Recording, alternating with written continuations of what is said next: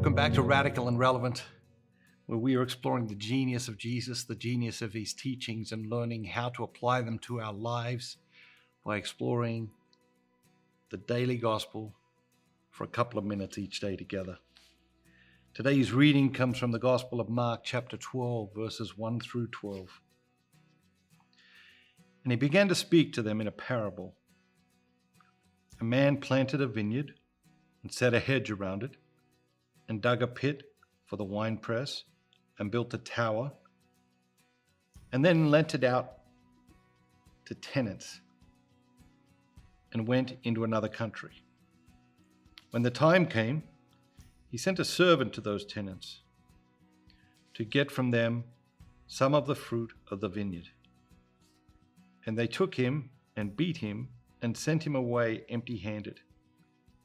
Again, he sent to them another servant, and they wounded him in the head and treated him shamefully.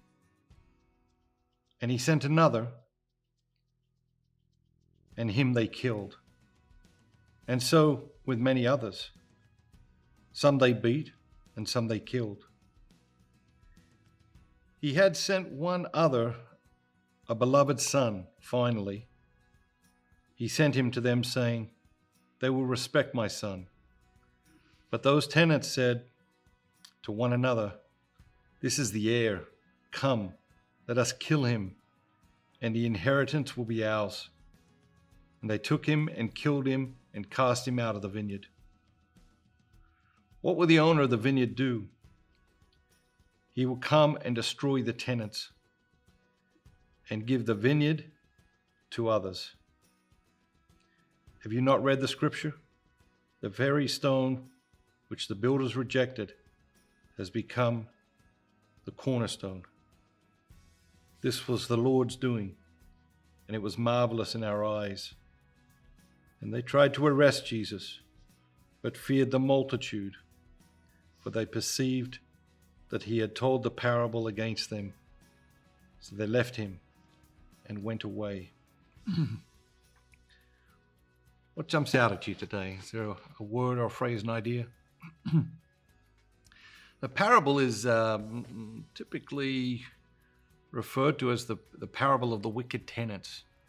Two things jump out at me is how Jesus started the parable. I think firstly is crucial. A man planted a vineyard and set a hedge around it and dug a pit for the winepress and built a tower. What is Jesus saying? A man worked very hard to put the vineyard together. Jesus is acknowledging a great deal of work went into that. He didn't say how long, but I reckon back in those days, it's probably at least 10 years worth of work to do all that. That's the first thing that strikes me. And I think when some people have something, I think sometimes we think they got it without doing any work. And I think that's a dangerous assumption. The second thing that strikes me is, this is, as I mentioned, often referred to as the parable of the wicked tenant. There is evil in this world. And sometimes we're uncomfortable saying that, and sometimes we're uncomfortable recognizing or acknowledging that, but there is evil in this world. And I don't know about you, but some days it feels like it's creeping closer, and then we will have experiences in our lives or in our family where evil does reach right into our world and touch ourselves, someone we love, and we will know for certain on those days that evil is real and it exists in this world, and people are capable of staggering evil. We live in a time where it is critically important that we don't forget that. Have a great day.